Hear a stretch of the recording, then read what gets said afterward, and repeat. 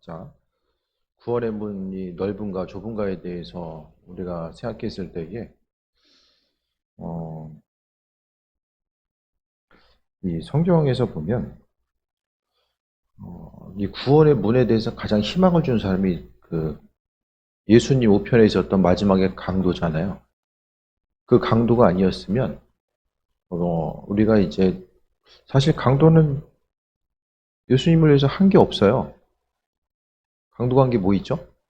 마지막에 이제 입술로서 하나님에 대해서, 예수님에 대해서 하나님 아들 되심을 고백한 것 외에는 그가 주를 위해서 한 건 아무것도 없어요. 근데 예수님께서는 그를 향해서 인정하시고 하나님 나라에 대해서 약속하시는 모습을 보게 되거든요. 그와 더불어서 주님과의 그 관계성 가운데서 마트마 사명을 감당했었던 주님의 제자들의 삶을 보게 됩니다. 수많은 사람들이 이제 믿는다라고 하지만 믿음의 방법 자체는 또 많은 부분 다르게 나타나거든요. 믿음을 가지고 있다라고 하는데 그 믿는 것 자체가 어떤 사람은 이렇게 믿고 어떤 사람은 이렇게 믿어요. 그런데 그 강도 만난 그 오른편에 있었던 그 강도, 한편에 있었던 강도와 바울이나 사도 바울이나 다른 제자들의 삶을 통해 보았을 때에 그들의 삶이 천국에서 동일한 삶을 살고 있을까? 좀 깊이 들어가면 천국에 있어서의 뭐 어떤 빈부격차의 문제, 또 여러 가지 이제 그 나누어질 수밖에 없는 이런 환경들이 보여지거든요. 그럼 천국에도 이런 빈부격차가 있냐? 아, 그런 천국이면 난 가기 싫다. 뭐 이렇게 얘기하는 사람들도 분명히 있어요. 그런데 예수님의 말씀을 통해 우리가 보게 되면 핵심적인 것은 심는 대로 거둔다라고 말씀하고 있거든요. 심는 대로 거둔다? 무엇을 심든지 간에 심는 대로 거둔다라고 말씀하고 있고, 또 그 성경에 있어서의 심는 대로 거둔다라는 말씀과 더불어서 하늘에 있어서의 상급에 대해서 언급하고 있는데, 그러면 예수님 옆에 있었던 맨 마지막에 이제 그 강도와 십자가에서 죽는다라는 것은 그냥 보통 강도가 아니에요. 뭐 정치범일 수도 있지만은 어떤 심각한 죄를 저지른 강도의 가능성이 상당히 크거든요. 그 죄인일 가능성이. 그럼 그의 삶에 있어서 다른 사람들에게 유익을 주는 것이 아니라 피해를 주는 삶을 살았을 거예요. 하지만은 마지막에 이제 예수님에 대해서 인정하는 그런 모습을 보이게 되죠. 근데 한편 또 생각해 보게 되면 이 한 사람은 그 당시에 예수님이 십자가에서 고통당하실 때에 예수님의 하나님의 아들 되심에 대해서 또 인정했던, 입술로서 고백했던 그 한 사람이 또 그 강도입니다.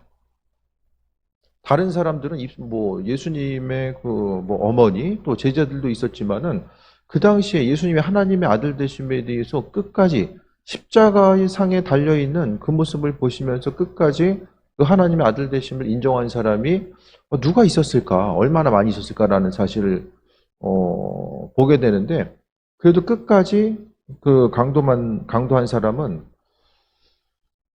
예수님이 누구인지에 대해서, 그러니까 하나님은 어떻게 생각하면은 예수님의 하나님 아들 되심에 대해서 그 한편에 있었던 그런 강도, 그 사람을 통해서 예수님의 하나님 아들 되심을 나타내고 있는 모습 또한 발견하게 됩니다. 천국에서의 모습을 보면, 그러니까 이 모양 저 모양 이것저것 다 종합해서 생각해 보게 되면 이제 강도의 모습을 통해서 이제 우리가 삶을 살아가다 보면 평생 교회 한번 안 가다가 마지막에 임종 전에 이제 그리스도 예수를 주인으로 고백하고 삶을 마무리하는 경우들이 있잖아요.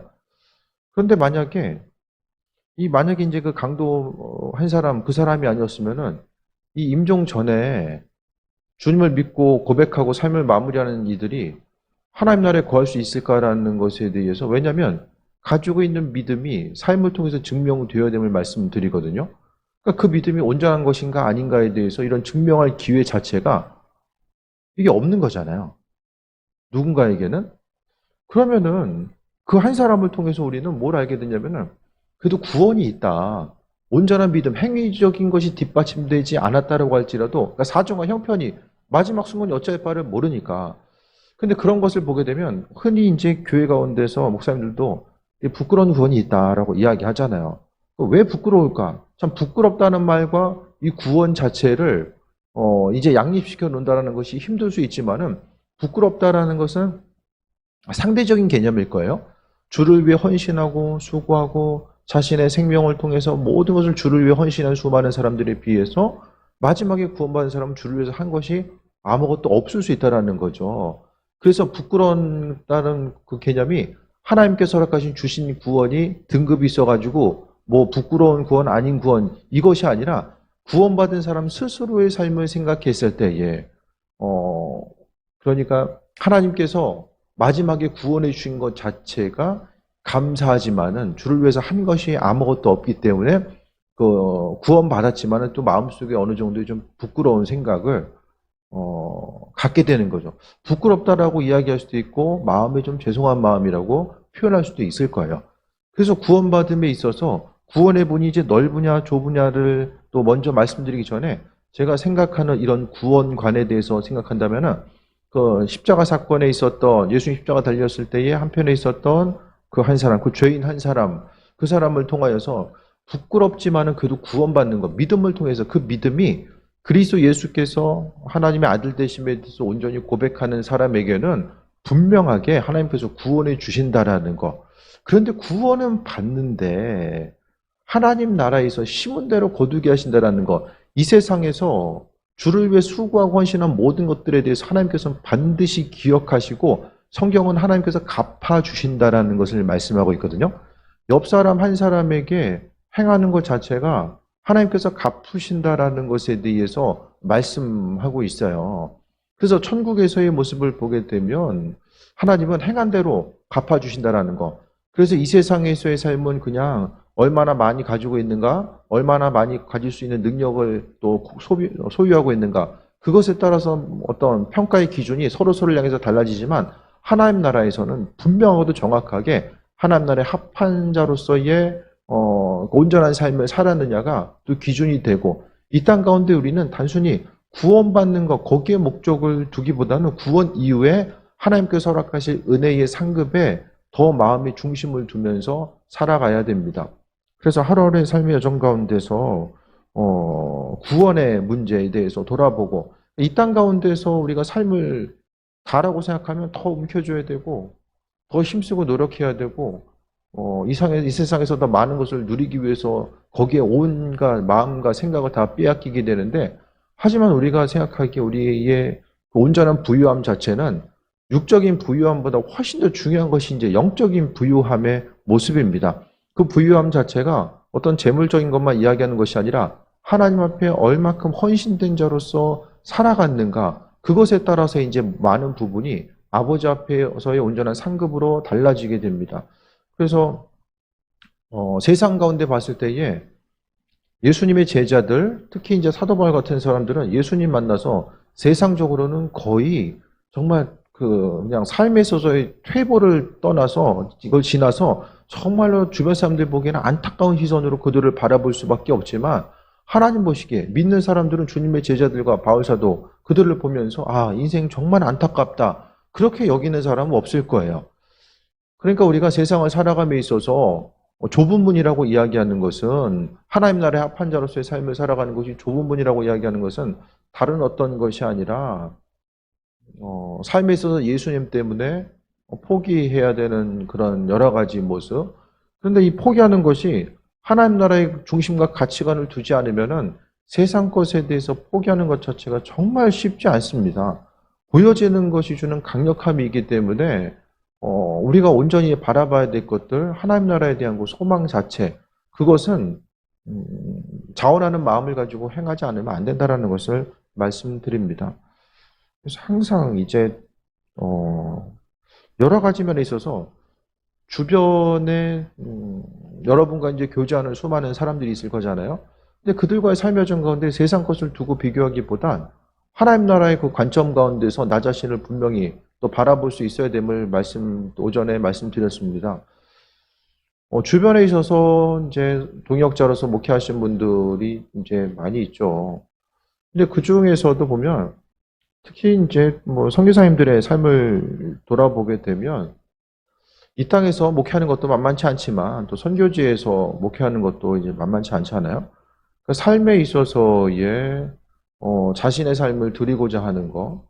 그래서 이제 주변에서 이제 선교지를 향해 나가 있는 분들 보면은 이제 주로 이제 제 동기들은 뭐 30대 초중반 그때 이제 많이 이제 나가는 거죠. 선교지 향해서.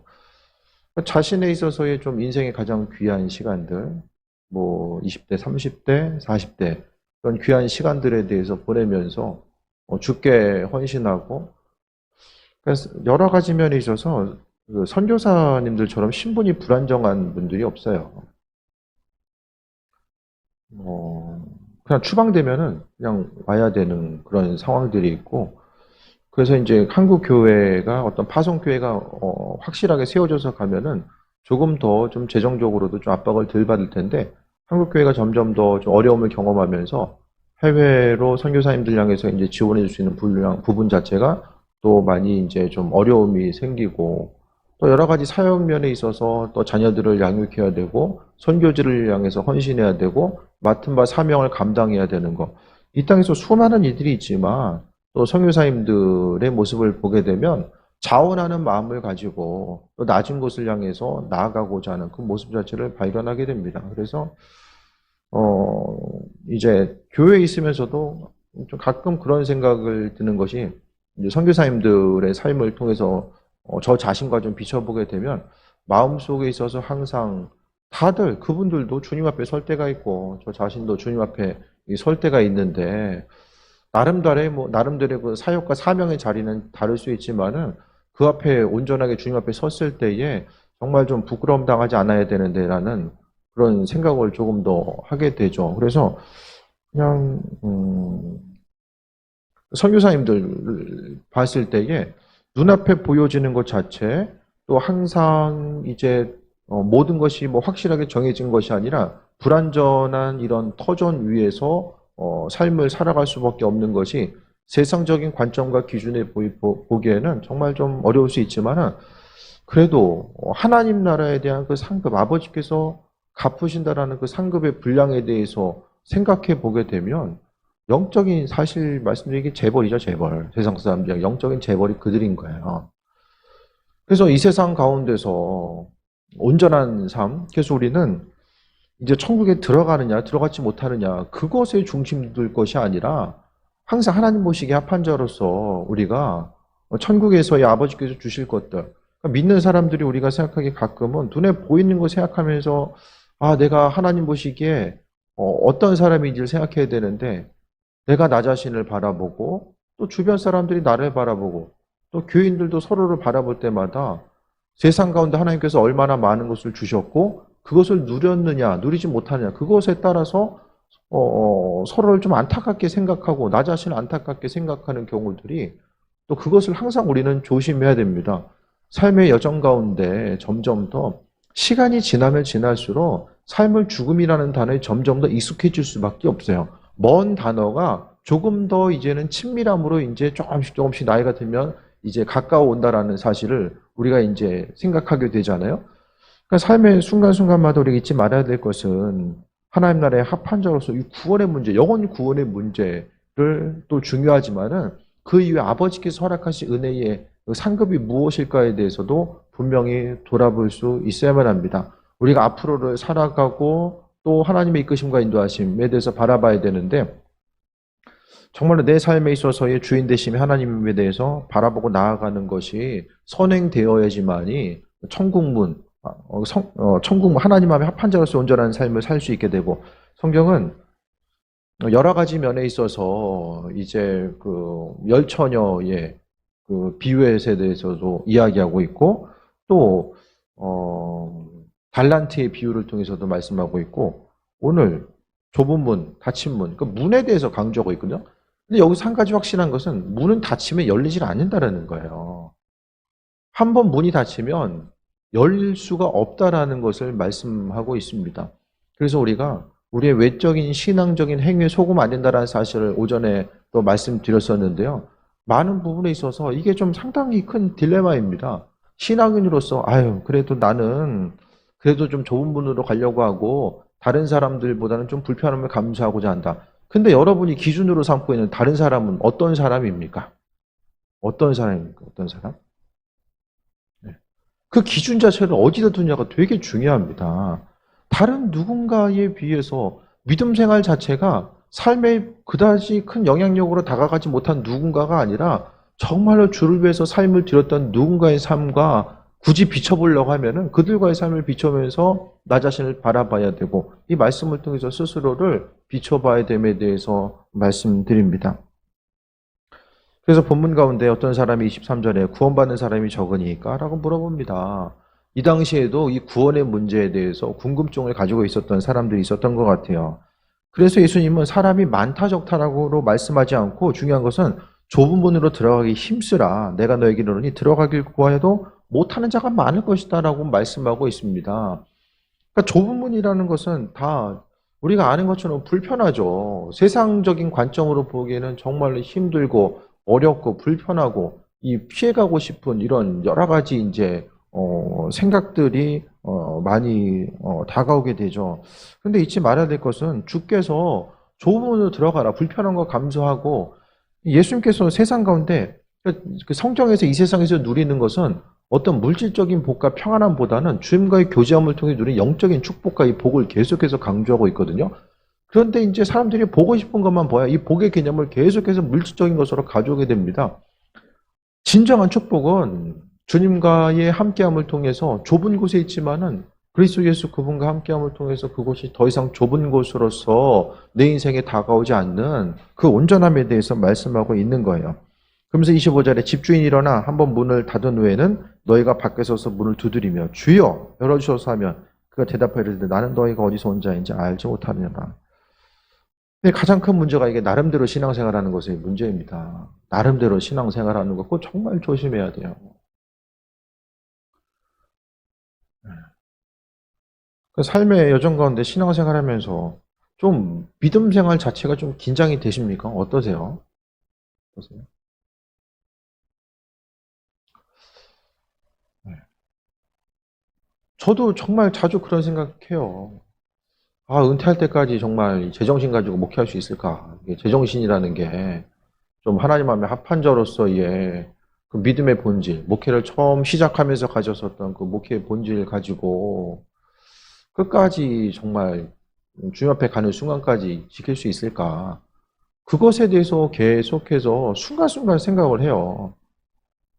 삶에 있어서의 이제 뭐든지 익숙하고 오래되다 보면 또 쉽고 편안함을 추구하고 불편한 것은 좀 받아들이기 힘들고 어려운 것으로서 많은 부분이 다가오게 되잖아요. 그러니까 그런 부분에 있어서 주님 앞에 가는 그 순간까지 우리가 나름대로의 신앙생활이 이런 거고 한국교회에서 목회를 한다는 것은 이런 거야라는 이런 고정관념과 생각들. 그래서 나는 다른 것보다도 그래도 주님 합한 모습으로서 이 정도는 조금 더 하려고 해. 예? 그래도 다른 데 안 보고 그래도 이 정도는 다른 데보다는 조금 더 하려고 해. 그 선교사님도 아까 얘기하면서 우리 저녁 예배 드린다니까 놀래더라고요. 눈이 동그래져요. 저녁 예배 드리냐고. 이제 그런 데가 이제 진짜 없는 거예요. 어쨌든 예배로서 더 드리고 주께 마음의 중심을 두고 하려고 하는 것 자체가 어쨌든 뭔가 좀 하기 때문에 하나님 원하시는 믿음의 분량, 원하시는 것들이 더 있는데 그 부분에 대해서 한다는 그런 것 때문에 마음속에 스스로 위안을 가지고 앞으로 또 나아가야 되는 부분이 있는데 그것에 대해서 좀 여전히 머뭇거리고 있지는 않은가라는 생각, 그런 것들을 좀 하게 됩니다. 중요한 것은 여기서 이제 문이 닫힌 이후에 이제 두드리는 사람들이 있다라는 거죠. 근데 집주인은 나 너 누군지 모른다라고 이야기합니다. 이게 되게 성경 가운데 참 안타까운 장면이 되게 많은데요. 오늘 본문의 내용이 볼 때마다 이게 너무 안타까워요. 주님과 함께 했던 사람들, 26절에 보면은 그때 너희가 말하되 우리는 주 앞에서 먹고 마셨으며 주는 또한 우리를 길거리에서 가르쳤나이다. 문 닫힌 후에 밖에서 사람들이 이야기하는 거예요. 천국에 갈 줄 알았는데 들어가지 못한 사람이 이야기하는 거죠. 음식을 먹었다라는 것은 그냥 친밀함을 이야기하고 있는 거고요. 주님의 말씀에 대해서 가르침을 받았다라는 것을 이야기합니다. 다시 말씀드리면 신앙 공동체에 머물렀던 사람들임을 이야기합니다. 그런데 충분한 기회가 있었던 사람들, 그리스도 예수가 누구인지를 믿고 믿음으로 받아들이고 주님에 대해서 알고 있고 그 이후의 삶을 주를 위해서 헌신해야 되는, 그 믿음을 증명해야 되는 그런 삶을 살아가야 되는데, 그 믿음을 증명하지 못한 사람들에게는 문이 닫힌다라는 것을 말씀하고 있어요. 그러니까 정말 하나님의 은혜를 소유한 사람, 그분의 능력과 인도하심과 여러 가지 하나님의 살아계심에 대해서 그 어떤 부분인지를 경험한 사람들은 그만큼의 많은 책임감을 하나님께서 요구하신 거예요. 달란트의 비유에서도 종이 3명 있었을까 생각을 해보세요. 종이 3명 있어가지고 1달란트, 2달란트, 5달란트 맞겠을까요? 달란트, 1달란트 개념이 수십억인데 달란트 자체가 10억이 넘는 돈이에요. 그 10억씩, 몇십억씩 맡길 수 있는 사람이 종이 3명이었겠습니까? 아닐 거예요, 아마. 그 중에서도 그래도 믿을 만한 종들에게 맡기고 떠나간 거죠. 그러니까 하나님의 은혜와 인도하심을 경험한 사람들, 그 예비하심이 무엇인지에 대해서 깨달은 사람들, 그 은혜가 무엇인지 여러 가지 은사와 능력과 기도 제목들이 응답됨을 경험했던 사람들에게는 하나님께서 더 큰 사명과 인도하심과 예비하심과 충성된 일꾼으로 부르신 것이 있다는 거죠. 하나님은 믿어주셔서 우리에게 은혜 베풀으셨는데 하나님 살아계신 거 알고 믿음으로 살아가야 되는 것을 알면서도 살아가지 않거나 믿음을 버리는 거죠. 왜? 눈앞에 보이는 것이 더 우선시됐기 때문에 믿음을 버리는 것에 대해서 이야기합니다. 하나님의 일꾼으로서의 온전한 삶을 살아가는 것 자체가 이 나름대로의 신앙생활하는 것 자체를 항상 경계해야 되는 것이고, 그러니까 목회자에게는 더욱더 커다란 하나님께서 요구하신 분량이 있어요. 상급이 있는 것처럼 그만큼 하나님께서 요구하시는 분량이 있고, 또 평신도는 평신도대로, 나중에 믿은 사람은 나중에 믿은 사람대로 하나님께서 분명하게 요구하시는 분량이 있는데, 그 핵심적인 것은 은혜를 체험한 사람일수록 더욱더 믿음으로 감당해야 될 부분들이 크다라는 거예요.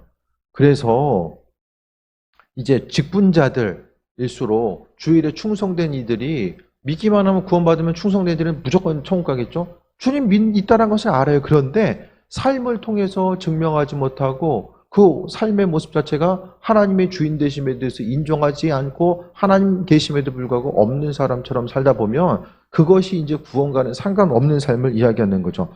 그래서 여기서 나와 있는 사람들은 예수님 믿는 사람, 아는 사람, 천국에 합한 삶. 그러니까 여기서 문을 두드리는 사람들의 특징은 뭔가 잘못됐다라고 생각을 하는 거죠. 나는 천국 안에, 문 안에 있어야 되는 사람인데 문 밖에 있다라고 생각을 하는 거예요. 그럼 문 안에 있다라고 생각했던 사람은 스스로 믿음이 있다라고 생각하고 나름대로 헌신을 했던 사람들임을 분명하게 우리가 볼 수 있게 됩니다. 그런데 성경에서의 모습은 문 닫힌 이후에는 상당히 단호합니다. 닫히면 다시 열렸다는 얘기는 그 어디에도 없어요. 세상 가운데 우리가 살아감에 있어서 더 많은 것들을 누리고자 하고 또 더 많은 것들에 대해서 나도 누리고 자녀들도 누리고 또 세상 것들, 그러니까 둘 중에 하나만 우리는 선택해야 됨을 말씀드립니다. 주신 것들을 어떻게 선택하면서 나아갈 것인가, 그런 부분들을 다시 한번 좀 돌아보면서 나아가야 되는데, 그러면서 27절에 그가 너에게 말해 나는 너희가 어디서 왔는지 알지 못하노라. 행악하는 자들아 나를 떠나가라 하지라. 아니 나는 천국 안에 있을 줄 알았는데 주님의 표현에 행악하는 자, 악한 자라는 거예요. 예? 1달란트 받은 사람처럼 악하고 게으른 자, 여기서도 악한 자라고 말씀하고 있잖아요. 무슨 일을 어떻게 악하게 행했는지는 모르겠어요.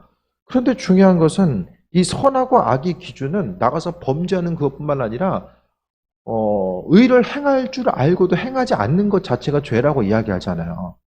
그러니까 맡은 바 해야 될 바, 사명이 무엇인지를 알았는데 알고 그냥 세상에 있어서의 여러 가지 환경 가운데 마음과 생각을 빼앗김으로 말미암아 주님 주신 사명을 뒤로하고 살아가는 것, 그것 때문에 오늘 본문에 보니까 이들에 대해서 행악자라고 이야기하는 것입니다.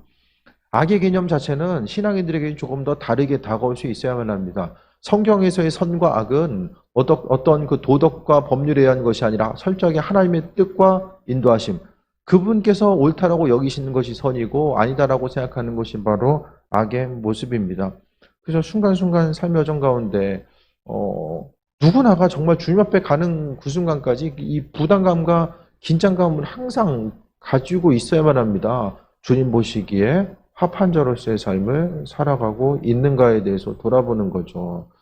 그래서 이 어떤 그 코로나 시국으로 인해서 각자 받게 되는 스트레스가 다르겠지만은 이 교회 공동체가 무엇인가를 해왔던 것을 이제는 더 이상 하지 못하고 주를 위해서 헌신하는 삶의 모습이 무엇일까? 그래도 밖에서 전도라도 하고 교회에서의 어떤 프로그램들이 조금이라도 이루어졌을 때는 그래도 주를 위해서 무엇인가를 한다라는 그 마음이 있었는데 그 부분이 이제 멈춰지다 보니까 조금씩 이 기간이 길어지면서 마음의 부담감은 이렇게 신앙생활하는 것이 맞고 이렇게 목회하는 것이 맞는가라는 이런 딜레마가 계속해서 이제 나타날 수밖에 없는 거죠. 그래서 그것 때문에 저는 한 가지 선택한 게 이제 공부해야 되겠다. 공부해서 좀 더 나눠줄 수 있는 때를 좀 준비해야 되겠다는 생각을 가지고 그것 때문에 이제 계속해서 좀 더 큰애가 그러더라고요. 나 요즘에 이제 좀 단어 좀 외우려고 한다 했더니 큰애가 그 나이에 뭘 외우려고 그러세요? 그런 식으로 얘가 이제 얘기하는 그 뉘앙스는 그렇게 받았어요. 아니, 이제 와서 뭐 하려고 해서, 그냥 긴 얘기 안 하고 그냥 너 가르쳐 주려고 한다. 그냥 그러고 말았거든요. 그러니까 열심히 다해서 좀 채울 수 있는 부분을 채우고 하나님께서 어떻게 사용하실지 모르니까 준비해야 되겠다. 이제 진짜 그거라도 안 하고 있으면, 좀 마음이 좀 어려움이 있어요. 그냥 시간 보내는 것 같고, 여러 가지 좀 그런 어려움들이 있더라고요. 어쨌든, 이 시대에, 특히 이제 저 같은 경우에는 뭐 주를 위해서 헌신하고 나아가는 부분, 뭐 여러 가지, 뭐 목회하면서 어려움이 있을 수 있지만은, 하나님과의 관계성 가운데서 이제 조금씩 이제 언젠가는 우리의 삶을 평가받을 때가 오고, 목회에 대해서 하나님께서 물어보실 거예요, 저도. 목회자로서의 삶을 어떻게 살았는지에 대해서 하나님께서 물어보실 것이고 신앙인으로서의 삶을 어떻게 살았는지 물어보실 거예요. 여러분 다 마찬가지입니다. 하나님이 다 물어보실 거예요. 근데 여기는 안타깝게 안에 있을 줄 알았는데 밖에 있다 보면은 더 이상의 이제 기회는 없고 그러면 이렇게 되지 않기 위해서는 뭘 해야 됩니까? 철저하게 거듭남에 대해서 성령의 거듭남, 하나님 나라에 합한 자가 누구인가? 그곳에 합한 자가 바로 거듭난 사람이라는 것에 대해서 오전 시간에 말씀드렸었는데요. 이 거듭남에 대해서 물과 성령으로 나지 않으면 하나님 나라에 들어갈 수 없다라고 말씀하는 거. 그러니까 성령님과의 그 관계성 가운데 계속해서 물어봐야 되죠. 물어보는 거. 묻고 내 자리가 지금 어디인지 또 무엇을 어떻게 해야 되는지를 인식하는 거죠.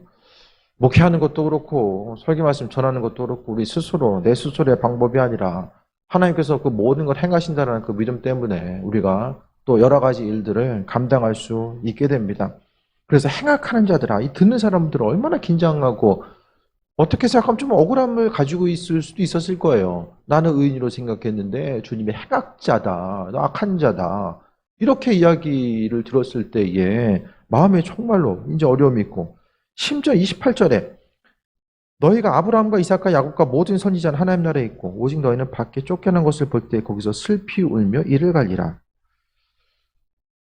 달란트의 비유를 통해서 볼 수 있는 것처럼 지옥은 이를 갈미 있는 것. 이를 왜 갈까요? 스스로 억울하다고 생각하는 사람들이 많이 가는 것 같아요. 왜 이를 갈아요? 스스로 생각하기에 나는 지옥 갈 만하다라고 생각하는 사람들이 거기서 이를 갈겠습니까? 물론 고통 때문에 이를 갈 수도 있지만은 나는 여기 올 사람들이 사람이 아닌데라고 생각하기 때문에 더 그렇지 않을까요? 스스로 억울하다고 생각하기 때문에 바깥 어둠이 있는 곳 그곳에서 슬피 울며 이를 간다. 근데 문제는 그 이를 감이 끝나지 않는다라는 것이 가장 큰 문제로서 다가오게 됩니다. 29절에 사람들이 동서남북으로부터 와서 하나님 나라의 잔치에 참여하리니 보라 나중된 자로서 먼저 될 자도 있고 먼저 된 자로서 나중될 자도 있느니라 하시더라. 동서남북 모든 곳으로부터 하나님께서 사람들을 모으시는데 먼저 된 자 나중된 자고 나중된 자 먼저 될 수 있다는 것은 각각의 은혜의 분량대로 그것은 주권은 하나님께 있으니까요. 우리가 어찌 뭐 이야기할 수는 없어요. 그런데 은혜의 분량대로 많은 것들을 소유하고 경험하고 하나님의 살아계심이 무엇인지를 경험한 사람이 그것을 경험한 것을 잊어버리고 세상 가치관 가운데 살다 보면 바깥 어두운데 이를감이 있을 수밖에 없다라는 사실을 예수님께서는 계속해서 반복해서 강조하고 있습니다. 주님 앞에 우리가 생업을 가지고 살아가다 보면 그냥 보이는 것이 익숙하면서 살기 쉬운데 정말 하나님 말씀 앞에 우리 스스로를 돌아보며 내가 구원받을 수 있어 없을까? 그것에 대한 그 긴장감과 두려움을 이야기하는 것이 아니라 이 세상에서의 누려야 되는 하나님과의 관계성 가운데서의 누려야 될 것들을 마땅히 누리고 있는가? 맡은 바 사명 감당하고 있는가? 그러니까 이 세상을 살아가면서 어떤 이들은 더 충만하게 하나님 사랑을 경험하고 하나님이 살아계시는구나. 근데 어떤 이들은 잘 몰라요. 근데 중요한 것은 아는 이들은 그만큼 더 하나님께서 책임감을 요구하시고 은혜를 함께 하신다는 거예요. 어떻게 할 수 있습니까? 가끔 예로 드는 것이 출애굽 이후에 처음에 이스라엘 민족들이 원망불평했을 때는 다 받아줬어요. 하나님이. 그래 목말라 물 줄게. 만나 배출하게 주시잖아요. 그런데 은혜를 경험했음에도 계속 불만족하고 불평하다니까 나중에 이제 정점이 어디입니까? 가나안 땅에 들어가기 전에 모든 하나님의 은혜를 경험했는데 여전히 끝까지 불순종하고 불신앙 가지고 있으니까 그 당시에는 하나님께서 단호하시죠. 마지막 순간에는 더 이상의 은혜가 없어요. 그냥 광야로 보내버리시잖아요.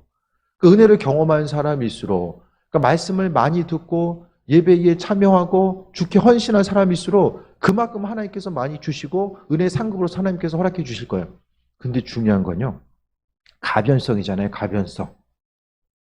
평생을 통해서 예를 들어서 믿음 지키고 열심히 살다가 마지막 순간에 그 믿음 지키지 못하면 내가 쌓아오는 것들은 어떻게 됩니까? 그 무슨 소용이 있어요? 그런 생각도 안 해보십니까? 믿음 생활은 되게 현재가 중요해요. 40년 죽으라고 열심히 그냥 살다가 마지막 이제 그 10년은 내 맘대로 살아. 그럼 쌓아놓은 것이 다 뭐가 됩니까? 그런 생각 어떠세요?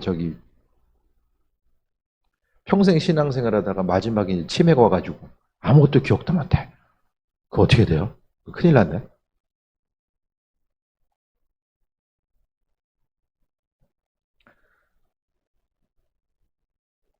하나님의 은혜가 있잖아요.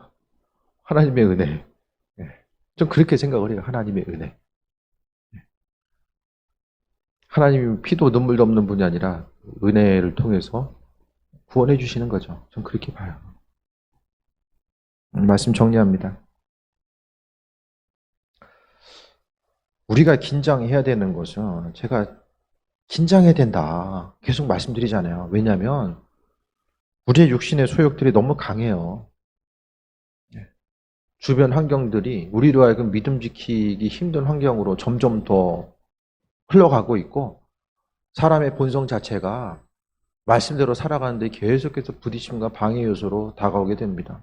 그래서 조금 마음 놓고 있으면 헛된 생각들, 허탄한 생각들이 다가오게 되고 그냥 나름대로의 생각, 하나님의 말씀대로 그 기준을 듣고 생각하기보다는 그냥 나름대로 뭐 이거는 이럴 수밖에 없으니까 뭐 이런 환경이니까 그 말씀을 스스로 그냥 재해석합니다. 그래서 내가 유리한 방향으로 말씀을 해석하고 나아가다 보면은 다들 주님의 말씀대로 살기 힘든 그 원인들이 다 있어요. 이유들이 다 있어요. 그럼에도 불구하고 성경은 단호하잖아요. 여기서도 분명하게 주께서도 문이 닫힌 후에 한 사람 한 사람의 사정과 형편을 들으면서 그래 너는 그럴만하구나. 그래 넌 다시 문 열어줄게. 이런 경우가 없어요. 열처녀의 비유에서도 5명 기름 준비하고 준비하지 못했을 때 문 닫히고 다시 열리지 않잖아요.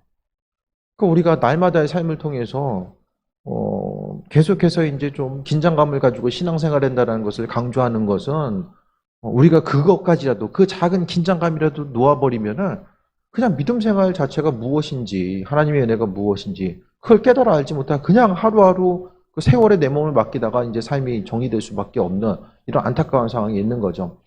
그래서 우리의 삶의 여정 가운데 은혜가 무엇인지를 알면은 정말 주의 은혜가 무엇인지를 깨달아 안다라고 한다면 그 이후의 삶에 있어서 하나님 주실 것에 대한 소망감, 우리가 눈을 감는 그 순간에 아버지께서 내게 어떤 상급 어떻게 주실까? 정말 주님 만날 것에 대한 소망함과 기대함 가지고 천국을 바라보는 것, 그것이 마음속의 중심을 이루고 나아가는 거죠. 예? 당장 은행 계좌에 뭐 돈은 없다라고 할지라도 내가 하나님 마음에 정말 합한 자로서 주를 위해 헌신하고 충성된 삶을 살았다라고 한다면 아버지께서 보물을 천국에 하늘의 창고에 쌓으라고 말씀하셨잖아요. 그러면은 아버지께서 주실 것에 대한 소망함과 기대함이 죽는 그 순간까지 그 기대함 가지고 나아가며 아버지 만날 것에 대한 소망함 가지고 나아가야죠. 끝까지 주님 만날 때까지. 다시 말씀드립니다. 주님 만날 때까지 믿음 지키는 거 정말 쉽지 않아요. 목사님들도 쉽지 않은 것 같고요. 그 직분자들도 다 마찬가지인 것 같아요. 정말 쉽지 않아요. 시간이 가면 갈수록. 그러니까 우리는 지금부터 더 긴장하면서 준비하지 않으면은 정말 좁은 문, 그것에 대해서 감내하지 않으면은 문 활짝 열려 있는 것만 생각하고 가다가는 마지막에 어려움 경험할 수밖에 없습니다. 오늘 주님의 음성에 대해서 귀를 기울이고 밖에 내어 쫓겨 슬피 울며 이를 갖는 삶이 아니라 정말 주님 모시기 합한 자로서의 충성된 삶을 살아가면서 나아가는 거죠. 그래서 신앙 공동체 가운데 좀 모범이 되는 이들이 더 세워지고 은혜 가운데 충만함으로 나아가는 삶. 우리가 주님 앞에 나아가고자 했을 때에 아버지께서 바라시고 원하신 일들이 무엇인지를 더 돌아보면서 나아가야 됩니다. 사단이 계속해서 공격하는 것. 그래서 서로를 여기서 중보기도 해주고 또 천국에서의 함께 만날 때까지 또 은혜 가운데 인도하심 받아 나아가는 그 부분에 대해서 우리가 소망하면서 나아가야 됩니다. 사단은 끊임없이 우리 자신을 방해해요. 계속해서 이제 방해하고 어려움 주고 예배에 집중하지 못하게 하고 또 세상 것에 마음에 중심 두게 하고 세상 것 때문에 기쁨 있고 슬픔 있고 계속해서 끊임없이 그런 일들을 행한다라는 거죠. 서로를 위해서 또 기도하시고 또 담임 목회자를 위해서도 또 기도하시고 토요일 날도 이제 말씀 마쳤고요. 다른 한 말씀 더 드리면은 토요일만 되면 좀 이렇게 좀 마음이 좀 이렇게 눌리는 부분이 제가 더 있는 것 같아요. 토요일 저녁만 되면 그냥 왠지 더 힘들고 왠지 더 피곤하고 전에도 한번 좀 그런 말씀 드린 것 같죠. 토요일 날 좀 담임 목회자 위해서 좀 기도해야 된다. 그 말씀 좀 드린 것 같아요. 그래서 주일날에 좀 전에는 좀 주일날에 그래도 새벽부터 저녁까지 좀 일이 많으니까 그래도 마음속에 조금 더 그런 좀 긴장감이나 좀 부담감으로 다가오나라는 생각을 했었는데 조금 또 지나고 생각해 보니까 이 부분이 또 좀 더 영적인 공격이 아닐까라는 생각도 좀 해보게 되고 조금 더 기대함을 가지고 또 주일 하루를 맞이하고 또 은혜 가운데 더 나아갈 수 있도록 그런 부분을 위해서도 좀 기도해 주셨으면 합니다. 서로 또 돌아보시고 교회 공동체 가운데서 옆 사람 한 사람 한 사람 같은 셀이 아니더라도 주님 앞에 가는 그 순간까지 함께 승리해야 되잖아요. 한 사람도 신앙 공동체가 하나님 앞에 가는 그 순간까지 낙오되지 아니하고 함께 움직이며 나아갈 수 있어야 되는데 그래서 더 중보 기도가 필요한 것 같아요. 그래서 마음이 어렵고 눌림이 있고 그럴 때마다 아버지께서 은혜 더하시고 함께 하실 것에 대한 소망함을 가지고 또 달려가야 되고요. 그래서 하나님 나라의 합한 자, 우리가 세상에서의 뭐 여러 가지 일들이 있지만은 또 주님 만날 때가 정말 가까운다라는 사실에 대해서 더 기억하고 하나님의 예비하심과 인도하심이 무엇인지를 좀 돌아보면서 믿음으로 승리하는 또 귀한 삶 되시기를 축원드립니다. 기도하겠습니다. 아버지의 인도하심과 예비하심에 감사드립니다. 우리가 행하는 모든 것들이 나름대로의 신앙의 모습이 아니라 정말 창조주 되신 하나님, 주인 되신 아버지께서 우리의 삶 여정 가운데 바라시고 원하신 일들이 무엇인지를 돌아보며 그 사명에 맞는 신앙 공동체로서의 온전한 삶을 누리게 하여 주옵소서. 항상 천국의 소망을 두게 하시고 하나님 나라의 합한 자, 맡겨주신 사명 믿음으로 감당할 수 있는 힘과 능력 또한 우리에게 허락하여 주옵소서. 모든 것이 하나님의 은혜입니다. 시대를 분별할 수 있는 지혜와 능력 주시고 아버지 하나님 우리 마음과 생각을 지켜주셔서 주의 뜻대로 쓰임받는 삶, 또 주님의 우리를 사용하시고자 했을 때에 또 준비됨으로 인하여서 주님의 쓰시기에 합한 온전한 이들 될 수 있도록 은혜 베풀어 주옵소서. 모든 것이 다 하나님의 은혜입니다. 영광 받으시옵소서. 예수님의 이름으로 기도드립니다. 아멘.